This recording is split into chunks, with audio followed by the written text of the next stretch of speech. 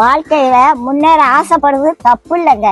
எதையாவது பண்ணி எப்படியாவது முன்னேறிடணும் அப்படின்னு நினைக்க கூடாது. அப்படி நினைச்சா ஏதாவது சிக்கல்ல மாட்டிக்கிடுவோம். கடவுள் உங்களை ஏத்த வேலையில உயர்த்த வருங்க. சில பேரு எப்படியாவது காசு பணத்தை சம்பாரிச்சிடணும், அப்பதான் வயசான காலத்துல நிம்மதியா உட்கார்ந்து சாப்பிடலாம்னு நினைப்பாங்க.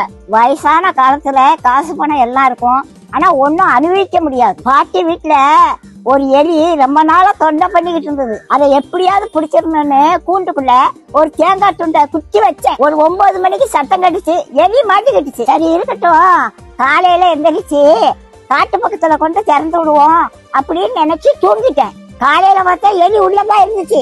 ஆனா அந்த தேங்காய் துண்டை அதை நக்கி கூட பார்க்கலங்க. எப்படி வச்சானோ அது அப்படியே இருந்துச்சு. ராத்திரி முழுவதும் உள்ளதான் இருந்துச்சு. அந்த தேங்காய் துண்டை திங்கலாம்ல, அதுக்கு மரண பயம் வந்துட்டு அதனால தேங்காய் துண்டை திங்கிறதுக்கு மனசு வரல. அதுக்கு தேங்காய் துண்டை விட நம்ம உயிர் பிழைச்சா போதும்னு அது இருந்துச்சு. அதே மாதிரிதாங்க காசு பணத்தை சேர்த்து வச்சாங்க. கடைசி காலத்துல ஒன்னையும் அனுபவிக்க மாட்டாங்க. லட்டை பார்த்த உடனே வாயில எச்சி வரும், ஆனா டாக்டர் சொன்னது ஞாபகத்துக்கு வரும், லட்டை தின்றாத சுகர் ஏறி போயிரும் அப்படின்னு சொல்லியிருக்காங்க. ஆசைப்பட்ட ஒரு லட்டை திங்க முடியல, காசு பணம் இருந்து என்ன செய்ய? கடவுளோட ஆசீர்வாதம் இருந்துச்சுன்னா கடைசி வரைக்கும் நல்லா சாப்பிடலாங்க.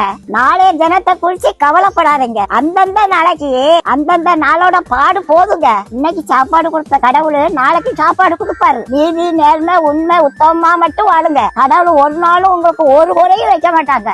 நம்ம எப்படி சம்பாதிக்கோங்கிறத கடவுள் பார்த்துக்கிட்டே இருக்காரு.